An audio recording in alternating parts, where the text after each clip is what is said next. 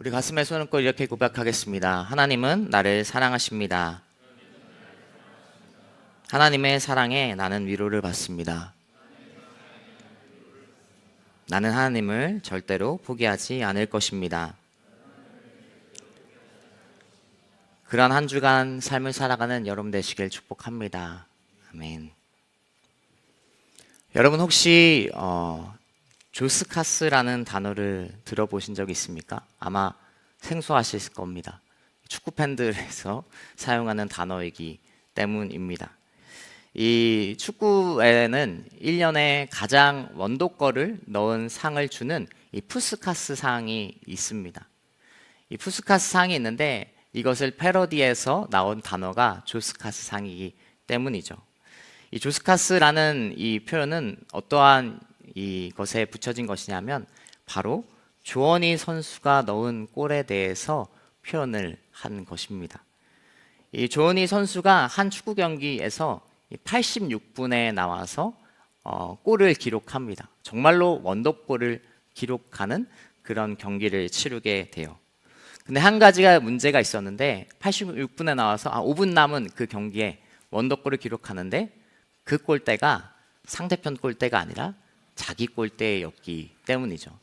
이 영상을 나중에 한번 찾아보시면 정말로 멋있게, 정말로 말도 안 되는 각도로 의도치 않게 원더골을 자신의 골대에 넣는 그 장면을 볼 수 있습니다.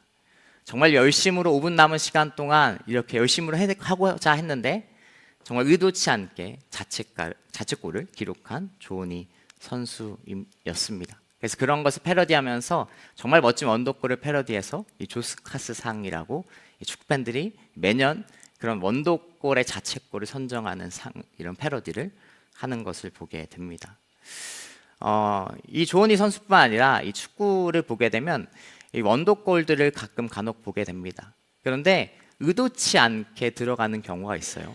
이 크로스를 올리려고 했는데 잘못 올려서 정말로 멋있는 골이 들어가는 그 의도치 않은 골들이 원더골이 되는 경우를 심심치 않게 보게 됩니다. 의도치 않았지만 최고의 결과를 내는 그런 경우가 있는 것이죠. 오늘 우리가 보게 되는 제자 중에서도 이렇게 의도치 않았지만 최고의 장면에만 등장하는 최고의 결과를 항상 도출해내는 그런 제자가 있습니다. 바로 제자 도마입니다. 이 쌍둥이라는 이름의 의미를 가진 도마를 통해서, 그리고 특별히 이 요한복음의 세 가지 장면으로 등장하는 도마인데 그 장면을 통해서 의도치 않았지만 어떠한 진리를 우리 가운데 하나님께 주시는지 말씀을 통해 깨닫는 귀한 시간 되기를 축복합니다. 첫 번째 도마가 등장하는 장면은 요한복음 11장입니다. 우리 함께 요한복음 11장 16절 말씀 함께 읽겠습니다. 그러자 디두모라고 하는 도마가 다른 제자들에게 말했습니다. 우리도 주와 함께 죽으러 가자입니다.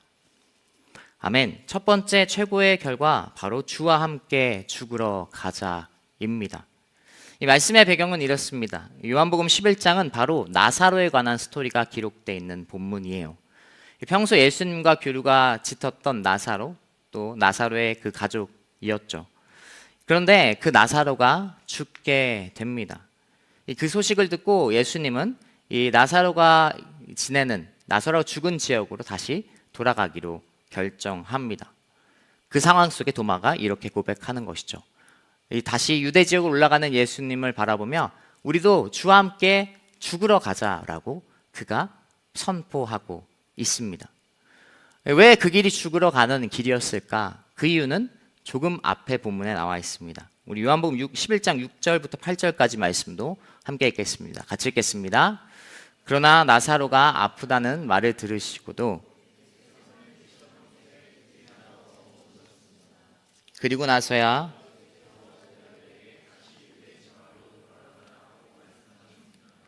제자들이 예수께 말했습니다. 납비에 얼마 전에 유대 사람들이 선생님을 돌로 치려고 했는데 또다시 그리로 가려고 하십니까? 아멘. 자, 나사로가 살고 있던 이 베다니 유대 지역으로 돌아간다면 돌에 맞을 가능성이 있었기 때문이죠. 위험이 있는 길, 그곳이 바로 나사로가 있는 나사로 죽은 곳으로 돌아가는 길이었습니다. 그럼에도 도마의 고백은 무엇입니까? 죽음을 감수하고도 우리가 주님을 따라가자라고 그는 믿음의 고백을 하고 있어요. 멋진 고백을 그가 하고 있는 것이죠. 우리가 평소 생각하는 의심 많은 제자로만 생각했던 도마는 굉장히 다른 모습이 11장에 드러나고 있는 것입니다. 굉장히 충성된 제자의 모습을 보여주고 있어요. 그는 어떤 것을 통해서 이렇게 믿음의 멋진 고백을 하고 있는 것입니까? 도마는 지금 현실을 분명히 잘 알고 있었습니다. 현실을 너무나 잘 직시하고 있었어요. 다른 제자들은 어떻게 보면 이런 마음일 수도 있었을 겁니다. 그때 돌을 맞을 뻔했지만 뭐 이번에 올라가면 또 무슨 일이 있겠어? 그냥 단순하게 예수님이 계시니까 괜찮겠지라고 안일하게 생각했던 제자도 있었을 것입니다. 그런데 도마는 달랐어요. 분명하게 현실을 알고 있었고 위험성이 있는 길이라고 그는 알고 있었습니다. 최악의 경우까지도 생각하는 도마였어요. 그럼에도 그가 내린 결정은 예수님을 따라가는 것을 선택하는 것이죠. 물론 이 나사로의 이 본문을 통해서 도마 그리고 예수님이 죽진 않습니다. 오히려 이 고백은 의도치 않았지만 나중에 예수님의 십자가 사건 이후에 이 제자로서 완전히 변화된 제자로서 주님을 따라 정말로 죽게 되는 도마의 미리 선포되는 고백인 것을 보게 되는 것이죠. 그가 앞으로 살아가길 제자의 삶을 미리 보여주는 최고의 고백이었습니다. 실제로 그는 순교하게 됩니다. 우리는 그런 이 본문을 통해서 무엇을 깨닫게 됩니까? 바로 도마를 통해 현실을 직시하고 주님을 따라가라는 말씀을 바라보게 되는 것이죠. 비록 도마는 의도치 않았던 이 고백이지만 그는 현실을 직시하고 주님을 따라가는 결정을 했던 그 모습을 통해서 우리에게도 동일하게 하나님께서 말씀하고 계시는 것입니다. 여러분, 우리는 도마가 살던 시대보다 더 현실을 잘 확인할 수 있고 직시할 수 있는 시대 속에 살아가고 있어요. 많은 정보 시대 속에, 많은 소통의 시대 속에 내 현실이 어떠한지 더 잘 알 수 있는 시대 속에 살아가고 있죠.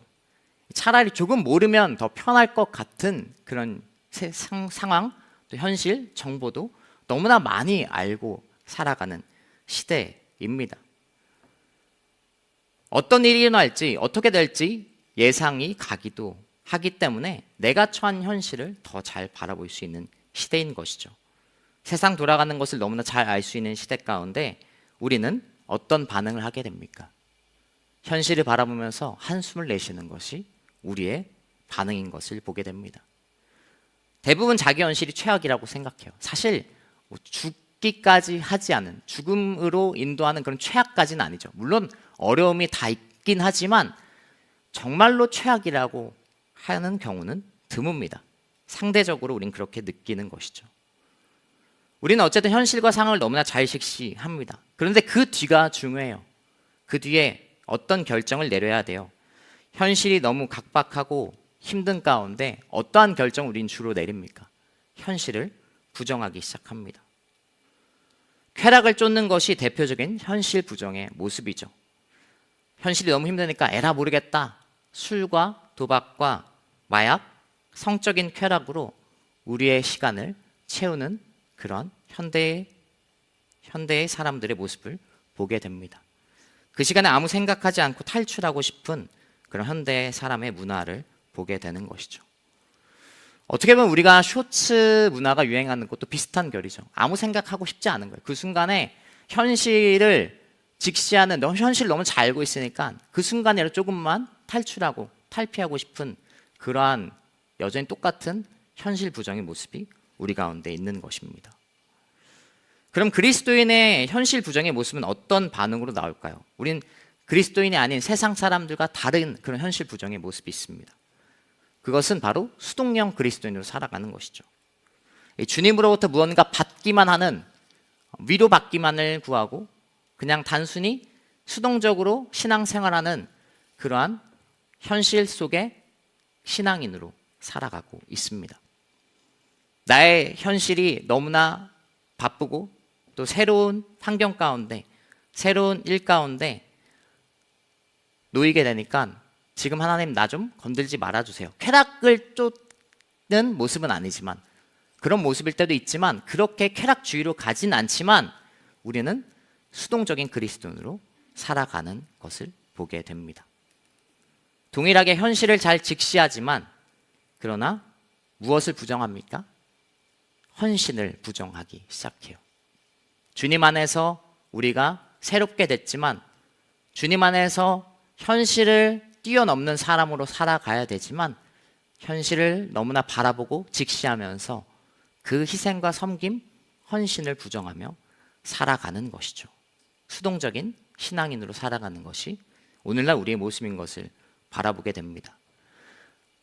하나님, 내가 조금만 더 직장 생활에 적응하면, 내가 조금만 더 뭔가 여유가 생기면, 내가 조금만 더 뭔가 경제적으로 가지게 되면 그때 내가 베풀게요. 그때 내가 섬김할게요. 그때 내가 희생할게요가 현대의 신앙의 우리의 청년의 모습 중에 여러 대표적인 것을 보게 되는 것이죠. 이후에 내가 섬겨볼게요. 새벽 예배 나갈게요. 그렇게 얘기합니다. 여러분, 그러나 한 유명한 강사가 얘기한 것처럼 여러분, 그런 건 세상에 없어요. 오늘 아니면 내일을 미룬다면 그것은 이루어지지 않는 것입니다. 사진처럼 말이죠. 내일부터 열심히 평생 못해요. 신앙에도 마찬가지가 적용이 되는 거예요. 믿음에 그런 건 적용되지 않습니다. 제가 그제 목요일에도 전도사님에게 얘기했는데 제가 이런 얘기를 한 적이 있어요. 내가 조금만 더 시간적인 여유가 있으면 건강을 좀 더 잘 챙길 수 있을 것 같아. 조금 더 러닝을 더, 일주일에 제가 한 번밖에 못 하거든요. 지금 요즘 한 두세 번 할 수 있을 것 같아. 이렇게 얘기했던 적이 있는데 며칠 전에 다시 고쳤습니다. 시간적 여유가 생기는 일은 없다고. 그렇게 하면 절대로 건강을 챙기지 못하고 절대로 러닝을 더 할 수 없는 것이죠. 현실을 직시하고 어떠한 결정을 해야 됩니까? 우리는 주님을 따르는 결정을 해야 돼요. 현실이 정말 어렵고 힘들고 여유가 없고 정말로 어려운 상황일지라도 헌신하는 결정이 우리 가운데 있어야 되는 것이죠. 도마가 의도치 않았지만 오늘 그러한 고백을 하잖아요. 그러한 결정을 하잖아요. 그가 온전히 이 상황을 깨닫지 못했지만 그러나 그 고백 속에, 그 결정 속에 그는 하나님 안에서 변화되고 그러한 삶을 살아가게 되는 발걸음이 이어지는 거예요. 오늘이 아닌 내일로 미루고, 그리고 내가 조금 더 어떠한 조건 아래 그것을 변화되기를 소망하는 그러한 것은 이루어지지 않는 것을 이 도마를 통해 깨닫게 된다라는 것이죠.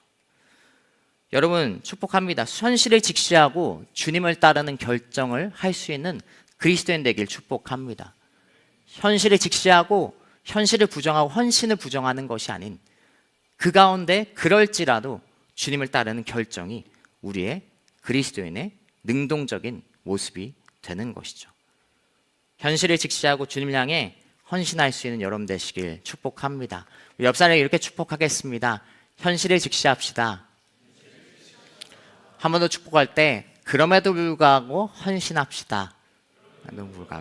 헌신합시다.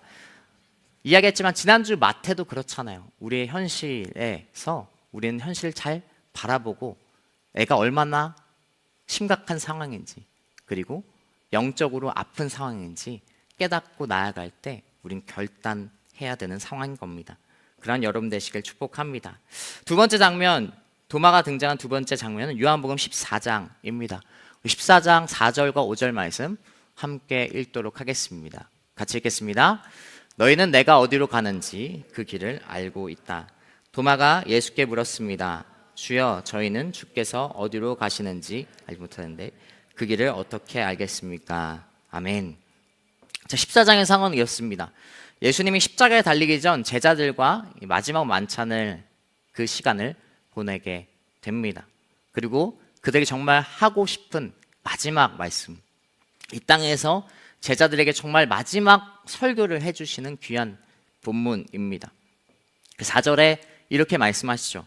너희는 내가 어디로 가는지 그 길을 알고 있다라고 말씀하세요. 굉장히 평소보다 더 진지하고 엄숙한 분위기였을 거예요. 그런데 그 굉장히 조용하고 진지한 분위기를 깨는 한 사람이 있었습니다. 바로 도마죠. 마치 이런 거예요. 지금 설교 시간이 진짜 어떻게 보면 조금 진지하고 엄숙한 시간이잖아요, 나름의. 그런데 갑자기 손을 들고 어떤 사람이 저기서 질문하는 거예요. 말씀을 듣다가 목사님 그 말씀 잘 모르겠는데요. 이런 상황이 지금 펼쳐진 상황이라는 것이죠. 도마는 아주 재밌는 제자였어요.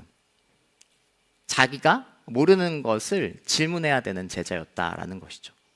정말 진지한 분위기였지만 모르는 것을 짚고 넘어가야 되는, 그러나 정말 어떻게 보면 솔직한 질문을 하는 바로 도마였습니다. 그래서 예수님께서 이렇게 대답하시죠. 정말로 가장 위대한 진리를 들려주십니다. 요한복음 14장 6절 말씀 함께 읽겠습니다. 예수께서 도마에게 말씀하셨습니다. 나는 길이요 진리요 생명이니 나를 통하지 않고서는 아버지께로 올 사람이 없다. 아멘. 두 번째 최고의 결과, 바로 길과 진리, 생명입니다. 도마는 의도치 않은 질문이었지만 그 질문을 통해 예수님께서 우리에게 가장 위대한 진리를 선포하게 만들고 있어요. 물론 예수님께 선포하신 것이지만 도마의 질문으로 이어지는 말씀이, 그리고 그 위대한 최고의 결과가 이루어지고 있는 것이죠. 학창시절 선생님들이 매번 우리에게 했던 이야기가 있습니다. 모르는 건 부끄러운 게 아니라고 이야기하죠. 모르는데 가만히 있는 게 오히려 부끄러운 거야, 이렇게 선생님들이 계속 얘기했던 것을 기억합니다. 사실 이건 학창시절에만 적용되는 것이 아닙니다. 회사나 직장생활에도 마찬가지죠. 일이나 업무에서 모르는 게 있을 때가 있습니다. 그런데 그것을 물어보지 않고 그냥 작업하다가 자기의 생각대로 추측하고 일을 하다가 프로젝트를 하다가 나중에 어떻게 돼요? 정말로 의도와 다른, 그렇게 하면 안 되는 경우를 종종 보게 되죠. 그리고 아예 처음부터 새롭게 일을 하게 되는 그런 경우를 보게 됩니다. 아는 척하는 것은 결국 실패를 가져온다라는 거예요. 드러나게 되어 있습니다. 오히려 모르면 질문하는 것, 그리고 그것을 통해서 알아가는 것이 더 건강하고 더 필요한 것인 것을 보게 된다라는 것이죠. 신앙도 마찬가지입니다. 신앙에서도 아는 것처럼 넘어가는 것은 결국 실패를 가져와요. 모르면 우리는 궁금해야 하고 질문해야 하고 찾아봐야 합니다. 우리에게 주는 두 번째 깨달음, 질문을 통해 진리를 깨달아라 라고 주님께서는 도마의 모습을 통해 말씀하고 계십니다. 여러분, 하나님에 대해 모르고 넘어가지 않기를 축복합니다. 하나님에 대해 그냥 내가 잘 안다고 아는 척하지 않는 여러분 되시길 축복합니다. 제가 요즘 이 팔로우 더 메시지 이제 하는 지체 통독 과정 속에 그런 얘기를 한 적이 있는데, 이 말씀 통독을 할 때마다 매번 깨닫게 되는 것은 아직도 정말 모르는 것이 너무나 많은 것을 보게 됩니다. 분명 읽었던 말씀인데, 분명 읽었던 부분인데 이런 말씀이 있었어? 이런 사실이 있었어? 라는 것을 깨닫게 될 때가 있다라는 것이죠. 성경을 보면 사실 질문이 생길 수밖에 없고, 하나님에 대해서 우리는 사실 신앙의 여정 속에 항상 궁금함이 있을 수밖에 없습니다. 신앙에 대해서, 하나님에 대해서 온전히 이해하는 것이 분명 불가능하지만, 그러나 동시에 그렇기 때문에 우리 가운데 정말 궁금함과 질문이 항상 있다라는 것이죠. 성경도 마찬가지예요. 성경만 봐도 창세기 6장에서 막 하나님의 아들들이 사람의 딸들을 좋아했다 이런 표현도 나오고, 엘리사에게 우리가 포어 네이션 기도회 때 잠깐 들었던 부분이지만, 엘리사에게 대머리라고 놀리는 그런 그 아이들이 갑자기 곰에 물려 죽는 사건도 나옵니다. 이런 사건을 보면서 무슨 의미지? 하나님께서 무슨 말씀을 주시는 거지? 그리고 뭐 이런 질문도 있죠. 예수님을 믿음으로 구원을 받는다고 하는데 예수님 이전 사람들은 그럼 어떻게 구원받았지? 뭐 이런 가장 어떻게 기본적인 질문들이 우리 가운데도 분명 존재하잖아요. 근데 사실 우리는 그러한 궁금함이 생겨도 그냥 하나님이니까 뭐 그냥 넘어가고 있는 거죠. 그냥 그런가 하보다 이렇게 하고 살아가는 것이 우리의 신앙의 모습입니다. 그러나 도마의 모습을 통해서 우리에게 주는 메시지는 이야기했듯이 하나님 앞에 정직함, 그리고 솔직함, 그리고 그러한 질문들이 결국 진리의 깨달음을 준다라는 거예요. 의도치 않은 그 질문 통해 주님만의 길과 진리, 생명이라는 가장 위대한 진리가 선포되는 것처럼 우리가 주님을 향해 궁금해하고 주님을 찾고 주님을 갈망할 때 우리는 주님 안에 진리를 발견하게 된다라는 것이죠. 여러분, 주님께서 선포하신 주님이 길과 진리, 생명이라는 이 진리가 정말 여러분 가운데 와닿고 있습니까? 아니면 그냥 거리가 먼 문자와 텍스트로 불과한 신앙에 살아가고 있지 않습니까? 지금도 우린 들으면서 그냥 주님이 길과 진리, 생명인가 보다 이렇게 그냥 넘기는 모습들이 우리의 모습 가운데 있죠.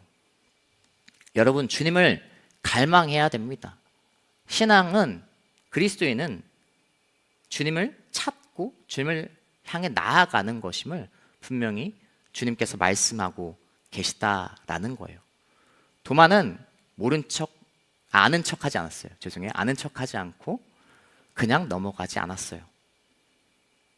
그리고 동시에 우리에게 주는 말씀도 우리도 아는 척하지 말고 거룩한 척 하는 것이 아닌 정말로 주님을 바라보며 주님을 찾으며 주님을 구하며 주님께서 거룩하신 분인 것을 우리가 고백하는 것처럼 그러한 세상에서도 하나님 안에서의 거룩함을 가지고 살아가야 된다라는 것이죠. 여러분, 질문할 줄 알고 궁금할 줄 아는 그리스도인 되기를 축복합니다.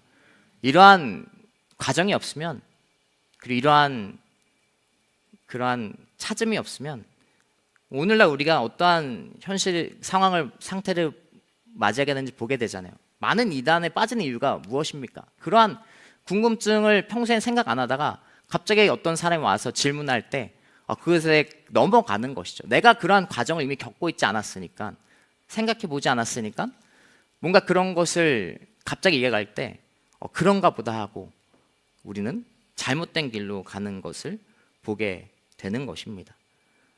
이러한 질문과 궁금함, 주님을 향한 갈망 속에 하나님의 진리가 선포되는 것처럼 하나님께 솔직한 질문, 물음표를 던질 때 주님께서 우리에게 진리라는 느낌표를 주시는 것을 깨닫고 주님을 갈망하며 나아가는 여러분 되시길 축복합니다. 우리 옆 사람이 축복하겠습니다. 주님이 길 되십니다. 그것을 구하고 그것을 궁금해하고 그것을 찾는 여러분 되길 축복합니다.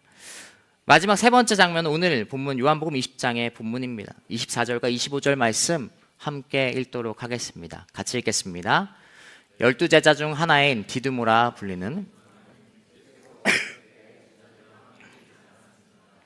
그래서 다른 제자들이 그에게 우리가 주를 보았소 하고 말했으나 도마는 그들에게 내가 내 눈으로 그분의 손에 있는 못자국을 보고 내 손가락을 그 못자국에 넣어보며 내 손을 그분의 옆구리에 넣어보지 않는 한 나는 믿을 수 없소 하고 말했습니다. 아멘. 우리에게 가장 익숙한 도마의 모습이 나오죠. 바로 주님의 부활을 보지 못한 도마가 자신이 못자국과 옆구리에 그것을 손을 넣어보기 전까지는 믿지 못하겠다라는 의심하는 장면입니다. 여기서도 도마의 성향을 볼 수 있습니다. 모두가 있는데 혼자만 딴 데 있어요. 정말 자신의 스타일이 확고한 제자이죠. 다른 제자는 다 봤거든요. 도마만 보지 못하고 왜 어디 가 있는지는 우리가 알 수 없지만 도마의 성향을 나타내는 분명한 말씀이죠. 자기만의 스타일, 자기만의 확고함이 있습니다. 다른 제자들이 다 주님께 살아나셨어 할 때도 그 반응이 나오잖아요. 모두가 그러면 어느 정도 정말? 진짜야? 이렇게 생각할 수 있잖아요. 그런데 딱 잘라서 확고하게 이렇게 얘기하죠. 나는 못 믿겠어. 내가 넣어보기 전까지는 난 못 믿어. 그러니까 모든 사람이 이해할 때 아니요하는 사람이 바로 도마였다라는 거예요. 이것이 바로 도마의 원래 모습인 것이죠. 그럼에도 그는 그래도 적어도 반대를 위한 의도를 가지고 무조건 반대하는 그런 회의론자는 아니었어요. 거짓말하는 사람도 아니었고 그냥 정말 도마의 스타일이었다라는 것입니다. 그냥 모르는 것이 있으면 확실히 알아야 되고 정말 보아야 믿어지는 그것을 확실하게 하고 싶은 사람, 그것이 바로 도마였습니다. 물론 이것은 의심의 모습이에요. 그럼에도 불구하고 이것은 의심의 믿음이 없는 모습 중에 하나인 입니다. 그래서 도마에게 주님께서는 다시 찾아오십니다. 27절부터 29절 말씀, 도마에게 찾아오셔서 예수님께서 뭐라고 하시는지 함께 읽겠습니다. 그러고 나서 예수께서 도마에게 말씀하셨습니다. 내 손가락을 이리 내밀어 내 손을 만져보고 내 손을 내밀어 내 옆구리에 놓아보아라. 그리고 믿음 없는 사람이 되지 말고 믿는 사람이 되라. 도마가 예수께 대답했습니다. 그러자 예수께서 도마에게 말씀하셨습니다. 너는 나를 보았기 때문에 믿느냐? 보지 않고도 믿는 사람은 복이 있다. 아멘.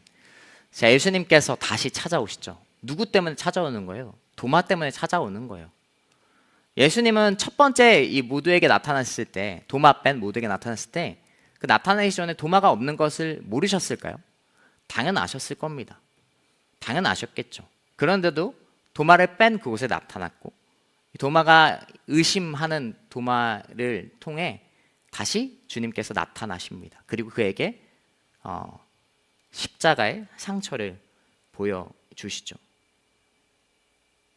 도마를 통해 주님께서 분명히 말씀하고 계신 거예요. 도마 자신은 의도치 않았지만 예수님께서 도마를 통해 우리에게 또 다른 중요한 진리를 말씀해 주고 계신 것이죠. 세 번째, 최고의 결과, 의도치 않았지만 최고의 결과는 무엇입니까? 보지 않고 믿는 사람은 복이 있다라고 주님께서 우리에게 말씀해 주십니다.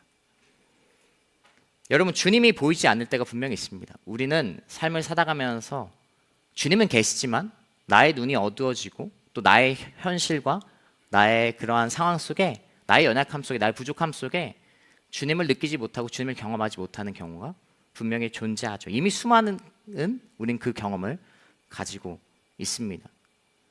그런데 그 순간 주님께서 우리에게 무엇을 보여주세요? 의심하는 우리에게 십자가의 상처와 흔적을 보여주시는 것이죠. 주님께서 부활하셨을 때 부활하신 몸에는 십자가의 상처와 흔적, 스티그마가 있었습니다. 굳이 그럴 필요가 있었을까요? 그냥 깨끗한 몸으로 부활하셔도 되잖아요. 그냥 완전한 상처 없는 몸으로 부활하셔도 되는데, 도마를 통해서 의심하는 도마에게, 그리고 우리에게도 말씀하시는 것이죠. 부활의 몸을 통해서 십자가의 상처가 있는 그 부활의 몸을 통해 우리에게 말씀하시는 것은 의심하는 우리에게 십자가를 바라보라고, 십자가의 상처를 바라보라고 주님께서는 말씀하시고 보여주신다라는 거예요. 그 증거는 사랑의 증거입니다. 우리가 주님을 보지 못하고 경험하지 못할 때일지라도 주님께서는 우리를 사랑하신다라는 분명한 증거를 우리에게 남겨주신 것이죠. 굳이 상처가 있는 몸을, 그리고 굳이 도마에게, 의심하는 도마에게 보여주신 것을 통해 말씀하고 계신 거예요. 그 의심하는 도마는 어떤 고백을 가지게 됩니까? 십자가의 상처와 십자가의 사랑의 증거를 보면서 이렇게 고백합니다. 나의 주, 나의 하나님이십니다 라고 그는 고백하게 되는 것입니다. 여러분, 우리는 연약하고 의심이 있습니다. 부족하죠. 우리는 현실 속에 처음에 얘기했듯이, 첫 번째 얘기했듯이 때로는 헌신을 부정하고 희생을 부정하고 섬김을 부정하면서 살아갈 때가 분명 있습니다. 그럴 때 주님의 십자가를 바라볼 수 있는 여러분 되시길 축복합니다. 주님께서 얼마나 나를 사랑하시는지, 현실이 너무나 핍박이고 어렵고 힘들지만 그러나 나를 다시 세우시고, 그리고 나의 유일한 편이시고 나의 구원자이시고 나의 치료자 되시는 주님이 나를 계속 함께 하시고 사랑하신다라는 우리에게 사랑의 메시지를 들려주고 계신다라는 것이죠. 보이지 않을 때 여러분 십자가를 바라보셔야 됩니다. 보이지 않을 때 십자가의 사랑을 기억해야 됩니다. 의심하는 우리에게 십자가의 사랑을 통해 의심 대신 확신의 고백을 다시 선물해 주시는 것이죠. 그러한 십자가에 흔들리지 않는 고백이 우리의 의심을 사라지게 만들 것입니다. 그러한 십자가의 고백, 사랑의 고백이 우리 가운데 넘쳐나기를 축복합니다. 옆 사람에게 축복하겠습니다. 십자가를 바라봅시다. 아멘. 말씀을 정리하겠습니다. 여러분, 도마는 여러 이 세 장면 중에 자신이 의도하진 않았지만 정말 귀한 깨달음, 그리고 그 모습을 통해 하나님께서 우리에게 진리를 선포하고 계십니다. 현실을 직시하고 그 뒤에 반응, 현실을 부정하고 헌신을 부정하는 것이 아닌 현실을 직시하고 주님을 따라갈 수 있는 여러분 되시길 축복합니다. 최악의 현실이라도 주님을 따라 희생과 헌신, 섬김이 우리의 결정되기를 축복합니다. 또한 질문을 통해 진리를 깨달아 가십시오.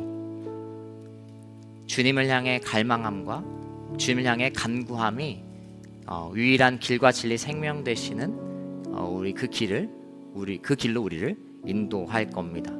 그리고 마지막으로 보이지 않아도 십자가를 바라보며 다시 일어나고 회복되는 여러분 되시길 축복합니다. 주님께서 보이지 않을 때 십자가를 바라볼 때 그 사랑이 우리를 다시 일으켜 세우실 것입니다.